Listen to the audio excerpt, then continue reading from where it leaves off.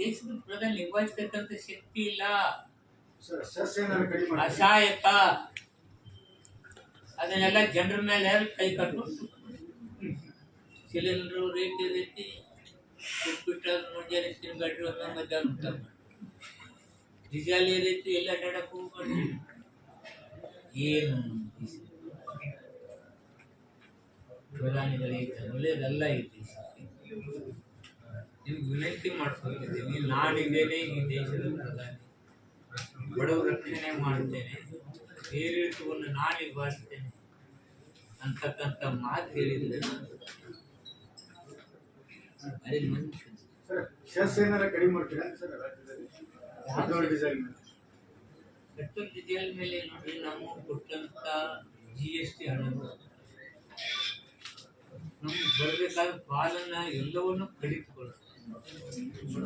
ಕುತಂತ್ರ ಇಲ್ಲಿ ಕಾಂಗ್ರೆಸ್ ಸರ್ಕಾರಕ್ಕೆ ಮುಗಿಸ್ಬೇಕಂತಕ್ಕಂಥ SIR ತಂದು ಬಹಳ ಜನ ವೋಟರ್ಸ್ನ ತೆಗೆದು ಹಾಕ್ತಕ್ಕಂಥ ಪ್ರಜಾಪ್ರಭುತ್ವದ ಕಗ್ಗೋಲೆ ಮಾಡಲಿಕ್ಕೆ ಇವರು ತಯಾರಾಗಿ ಹೋಗ್ತಿದ್ದಾರೆ. ಅಧಿಕಾರ ಲಾಲಚಿಗೆ, ಅಧಿಕಾರ ಬರಲಿಕ್ಕೆ ವಾಮ ಮಾರ್ಗಗಳನ್ನು ಉಪಯೋಗ ಮಾಡಿಕೊಂಡು ಆ ವಾಮ ಮಾರ್ಗದಿಂದ ಅಧಿಕಾರ ಇಡಲಿಕ್ಕೆ ಯಾವ ಕೆಟ್ಟ ಪ್ರವೃತ್ತಿ ಹೋಗೋನೆಲ್ಲ ಹೋಗಿದ್ದಾರೆ.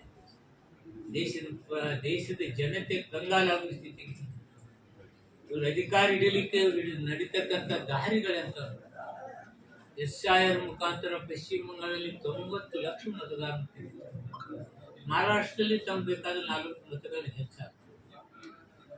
ಇಲ್ಲಿ SIR ಇಲ್ಲಿ ಪ್ರಾರಂಭ ಮಾಡ್ತಾರೆ. ಇದು ಅದೇ ದಂಡ, ಯಾವುದೊಂದು ಟ್ರಿಬ್ಯುನಲ್ ಮಾಡೋದು. ಆ ನಂತರ ನಾವು ಹೋಗಿ ಹೇಳಿದ್ರೆ ಟ್ರಿಬ್ಯುನಲ್ದಾಗ ಇವತ್ತು ನ್ಯಾಯ ಸಿಕ್ಕಿಲ್ಲ. ಏನು ಹಿಂದೆಗಡೆ ಯಾವುದೂ ನ್ಯಾಯ ಸಿಕ್ಕಿಲ್ಲ. ಇಲ್ಲಿ ಸಿಗ್ತಕ್ಕಂಥ ಇಲ್ಲ, ಮತದಾರನ್ನೇ ಮುಗಿಸ್ತಕ್ಕಂಥ ಪ್ರವೃತ್ತಿ, ಮಾಧ್ಯಮವನ್ನ ಹತ್ತಿಕ್ಕತಕ್ಕಂಥ ಪ್ರವೃತ್ತಿ, ದೇಶನ ಸುಳ್ಳನ್ನು ಬಿತ್ತಿಸ್ತಕ್ಕಂಥ ಪ್ರವೃತ್ತಿ, ಯಾವ ದೇಶಗಳಲ್ಲಿ ಇವ್ರ ಸಂಬಂಧಗಳನ್ನು ಚೆನ್ನಾಗಿ ಇಟ್ಕೊಳ್ಳಾರ್ದ ಪರಿಸ್ಥಿತಿ. ನಮ್ಮ ರಾಹುಲ್ಜಿ ಅದಕ್ಕೆ ಹೇಳಿದರೆ ಇನ್ನೂ ಗಂಡಾಂತರ ಪರಿಸ್ಥಿತಿ ದೇಶಕ್ಕೆ ತಂದಿರ್ತಾರೆ. ಕರೋನಾ ಎದುರಿಸಲಾರಕ್ಕೆ ಏನು ಹೇಳಿದ್ರು, ನೀವೆಲ್ಲ ತಿಂಗಳ ಕರೋನಾ ಓಡಿಸ್ಬಿಟ್ಟು ಇನ್ನೊಂದು ಯಾವುದಾದ್ರು ಜೀವೌಷಧ ಸಂಜೀವಿನಿ ತಂದು ಇಡೀ ವಿಶ್ವ ಕಾಲಾಗ್ಬಿಟ್ಟು ನೀವು ಟಿವಿಯಾಗ 3 ದಿವಸ 4 ದಿವಸ ನೋಡಿ ನಾವೇ ಯಾವ್ದಪ್ಪ ಎಷ್ಟು ವಿಶ್ವದಾಗ ಕಾಲಿಗೆ ಬಿತ್ತು 3 ದಿವಸ ಟಿವಿಯಾಗ ಹಾಕಿದ್ರಪ್ಪ.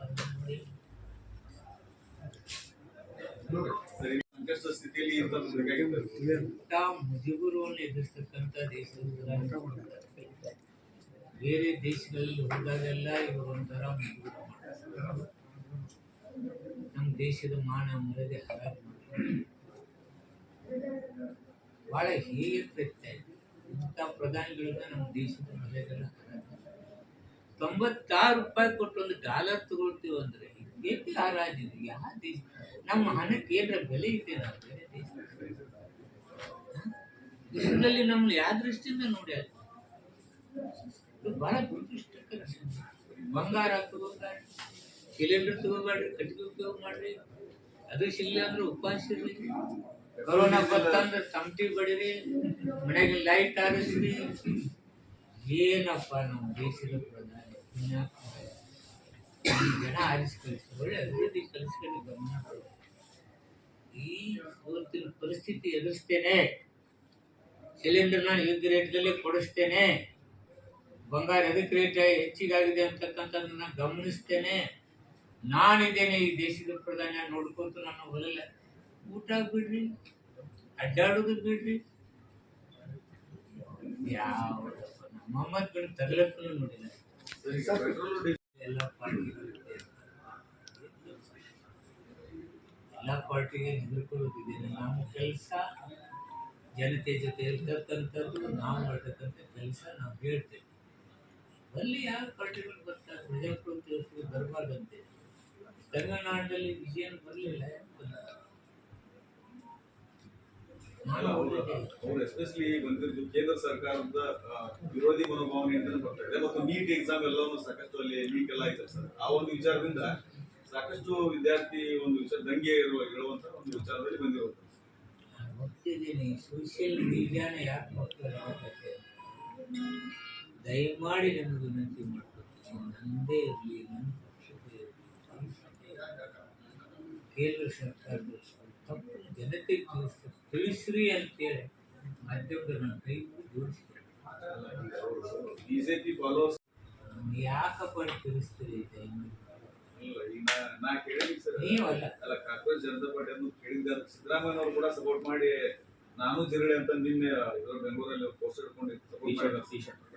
ಟಿ ಶರ್ಟ್ ಅದಕ್ಕೆ ಸಪೋರ್ಟ್ ಮಾಡಿದ್ದಾರೆ ಸರ್. ನಾ ಹೇಳಿದ್ನಲ್ಲ, ಪ್ರಜಾಪ್ರಭುತ್ವ ವ್ಯವಸ್ಥೆಯಲ್ಲಿ ಎಲ್ಲ ಪಾರ್ಟಿಗಳು ಬರಲಿ, ಜನತೆ ತಿಳಿಸ್ತಾರೆ. ಜನತೆ ಅವ್ರೇನು ವಿಚಾರಗಳನ್ನು ಒಪ್ಕೊಂಡ್ರೆ ಹೆಚ್ಚಿನ ಫಲಗಳು ಹಾಗೆ ಆಗುದಿಲ್ಲ.